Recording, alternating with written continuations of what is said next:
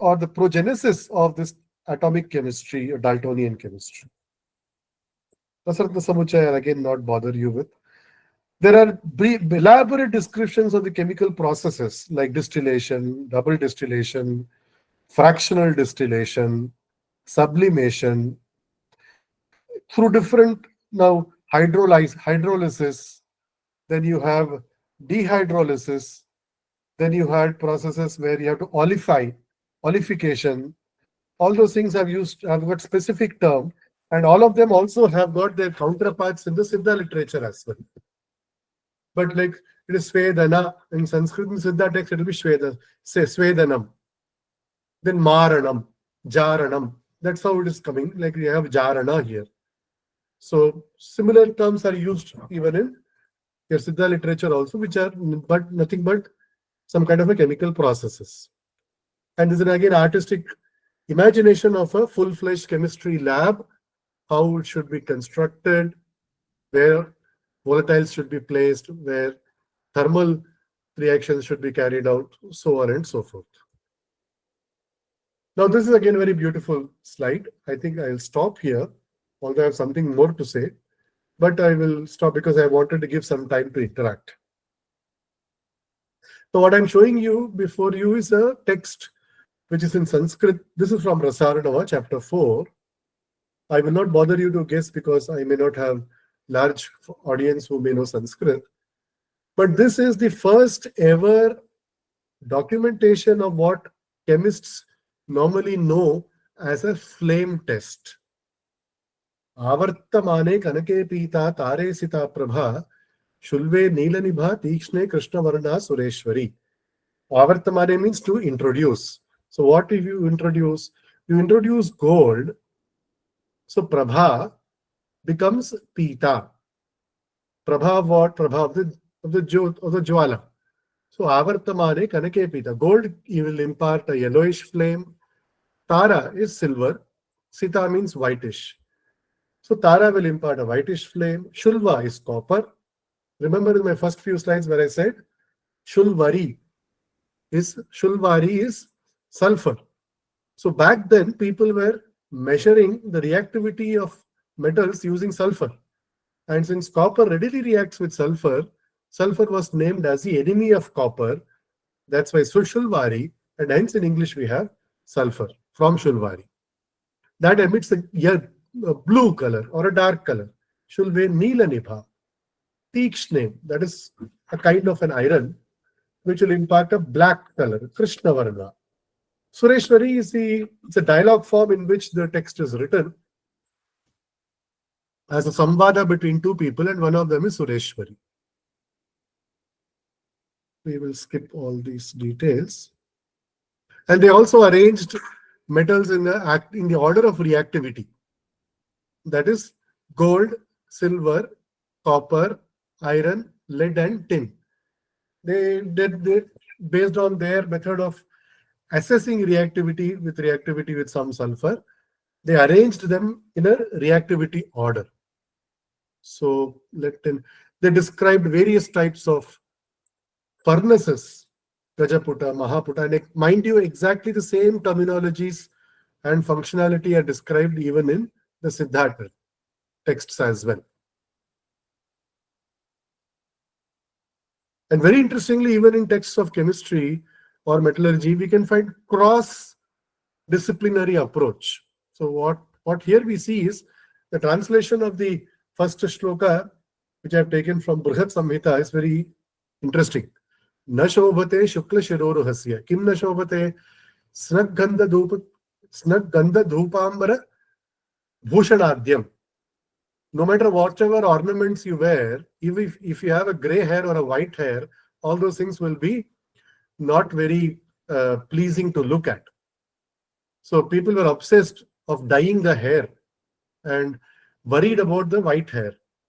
So then he said, here there's a recipe to create black dye. What is the recipe? Lohe patre tandulan kodravanam shukle pakal churmen sakam. So on and so forth. I request Mike to be muted, please. It goes. But what I want you to draw your attention to is that in the chapter of dye, there is also a chapter on perfumery. And in the perfumery, it is very interesting. The cross-disciplinary approach that we get is the formula to calculate a combination, that is NCR. You know, n factorial divided by c factorial by n minus r factorial. So what he says, the 20th shloka here on the top, that I have 16 base perfumes. So Shodashake Dravyagane, of which I take 4 at a time. Chaturvikalpena Vidyamananam. If I have 16 base perfumes, of which I take 4 at a time and mix them, I can make 1820 such perfumes. So this is actually NCR, 16C4. How do I get that? That is a formula that is explained here. Purvena gatena yuktam. I will not bother you. If I show you this will be easy. So 16, you write it from down to top, the first column. And make columns depending on what your value of R is. Here R is 4. So write from 1 to top. And the next column, when you come, start from 1. And add 1 to the second entry in the previous column. So 1 plus 2 is 3. Similarly, 3 plus 3 is 6. 6 plus 4 is 10. Like that, sthanam vinantya pravadanti sankhya. You don't fill up the last column. You have to fill up till 1 before the last and continue filling up all the columns. Come to the third column, start from 1. So 1 plus 3 is 4, 4 plus 6 is 10. Like that, till the last number that you get, you continue and the last number will be your final answer. So you look at the cross-disciplinary approach that they have adopted. Anyway. And this gives rise to also magic square, which are again having very good implications in our Siddha text also, but I will not bother you with this. On the concept base, I said that was my last slide, but I will not, I'm sorry to again take more time. But this is very concept based, we can see from the Siddha literature also. So this Siddha has got this very beautiful way of classifying. Siddha literature knows of 225 metals and minerals, of which it classifies them as Ulogham, Uppuhal, Padanam, Panchasutam, and Uparasam. So word is actually Pashanam, which is a Sanskrit word. But if you look at the Tamil literature, Tamil way of writing it or pronouncing it, that Sha, which is called the Murdhanya Sha in Sanskrit, actually becomes a Ta or a Da in Tamil. Padanam. Ta, Sa, Ta. That is what I was looking at. That Patanam is actually Pashanam. There is one more evidence which most of the Tamilians know it, where this conversion of the sound Sha to Ta or Da happens. I'll be very happy if one of you is able to guess it. And I'm sure all of you know that poem or that particular creation in Tamil. Very famous. Todudaya Seviyan. If you look at that Kodar Padigam, yes, sir. The word comes as Vidamunda Kandan. Pashanam. So there Pashanam doesn't come. The word comes as Vidamunda. Visha actually is originally, if you look at the older manuscripts, it is Vidamunda Kandan. That Visha becomes Vida. So there's another very linguistic, very interesting nuance where how the word of this Murdhanya Sha varies across India. Because the same Murdhanya Sha in Varanasi or the eastern Uttar Pradesh, Bengal, Bihar, Jharkhand and Odisha and Assam, how that term varies, do you know? It becomes Kha. That's why Varsha becomes actually Barkha. So anyway, that apart, I will not carried away by the linguistic part, but on the classification, because I do not have much time, I will quickly wrap up what I wanted to say in the concept base. Suppose you look at the Tamil Siddha literature, where this was my work on Kanda Chinduram, where I said they specify the furnace. But one very important academic question is, how did they quantify temperature? They quantified magnetic strength by saying how many needles this particular ore can attract. Of course, there's a variation based on Bogar and based on Agathir. There's a small variation, but that way we can say some quantification is done. But when it comes to heat or temperature, how the quantification is done, they quantify or specify the dimension of the furnace and the size of the fuel. Okay. So in this case, the size of the fuel is not shown. The size of the fuel will come in the next slide, where again, perhaps, okay, it is not shown here, but the size of the fuel is mentioned here. I somehow had that, but that is gone, perhaps. It may come in the next slide. I will skip all these things because these require a different approach. See here, Nalamana Kaateruvil Kirubalandan. So here in this, there is also a Cheyul in this. There's also beautiful poetry in this, but there is a scientific information in this. That what should be the dimension of this cow dung cake with which you have to perform this calcination process. That clearly specifies the temperature also. And when we repeated it with all the modern equipments and heat measurement techniques, this is what we had to find. We found that, mind you, there is a different specification for Kanda Chenduram and different specification for Kanda Parpam. So the two thermal profile have also been different, obviously. So this is how in ancient texts we see the specification of temperature through quantifying the dimension of the furnace as well as the fuel that was used. Anyway, I will skip all these things. Perhaps my very last slide is, why is chemistry important, or metallurgy, chemistry, material science is important? Is even today, if you go by what William Ramsay has to say, and I quote, "The country which is in advance of the rest of the world in chemistry will also be foremost in wealth and in general prosperity." So if you look at this Angus Madison's graph, who was commissioned by I think the United Nations to record the GDP of the entire world for the first 2000 years. You look at where India and China were, at least for 1700 years. They were the topmost contributors to the world GDP, with India leading at least in the first 1500 years. Okay. So what made India contribute that much to the world GDP? Do you think did tourism contribute, or do you think our proficiency in composing dramas and poetries contributed? You correlate that with what William Ramsay had to say.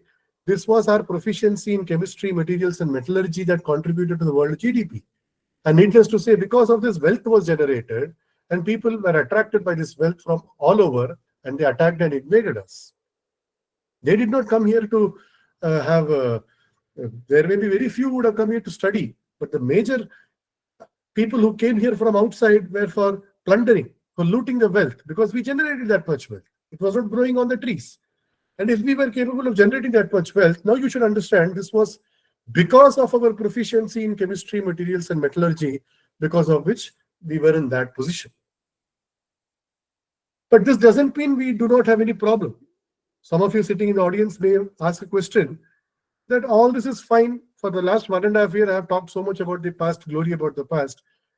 Today, we are so poor. So today we have so many problems. So what is the reason behind it? There are serious reasons behind it. We must sit and discuss that. But what do? We immediately brand a particular, we look at it is called a straw man's argument in Carl Ferguson's in Carl's Sagan's language. It is called the straw man's argument, where the least low-hanging fruit is taken up as a cause for the entire trouble, and the entire thing is alleged on that particular cause. This is like the scientist who was doing experiment with frog. He cut one leg of the frog and asked the frog to jump. The frog jumped. Like that, he cut all the 4 legs of the frog and asked the frog to jump. Ultimately, the frog could not jump. So what did the scientist conclude? That when all the 4 legs of the frog is cut, the frog becomes deaf. So yes, despite all the scientific heritage and prowess, we still face a lot of problem. But that doesn't mean we can come to all frivolous conclusion that because of certain particular community that we had a problem, or because of certain particular mindset we had this problem. We have to sit and academically, rigorously discuss, where did we go wrong? How can we revive? And that is where such kind of faculty development programs are made, which can make us think and sensitize. Okay, C.V. Raman, again a Tamil Nadu hero, who is ought to have celebrated, but unfortunately the Tamil Nadu government least bothers about him. Whose birthday also this month, November 8th, but there was hardly any noise. So he was invited by this Rutherford, the famous gold file experiment man Rutherford, to Cambridge to have a visit. Raman had still not got the Nobel Prize, mind you. This was in 1920s. Raman got Nobel Prize in 1930. Okay, but before that, he goes to Cambridge and complains to Rutherford. What does Raman say? It seems to me Cambridge is a place for play and not for study. Why? Because Raman was seeing that people are engaged in all sorts of activities, debating, singing, dancing. Somebody is doing something with metals. Somebody is doing with pottery. So Raman had a very stereotypic approach towards education, and this is what he said to Rutherford. But look at what Rutherford immediately replied back to Raman. He said, "We do not try to grow bookworms here. We train men who can govern empire." So definitely with lots of inputs from our past heritage, what our ancestors had thought about, if we not dwell deeper into them and go by all hollow narratives, we will also become only bookworms and forget creating generations who can forget governing empire. They cannot even govern their own lives. Okay. So with that, I think I've taken a lot of your time. I once again thank and perhaps express my apologies to the organizers and to you. Thanks to give me this opportunity.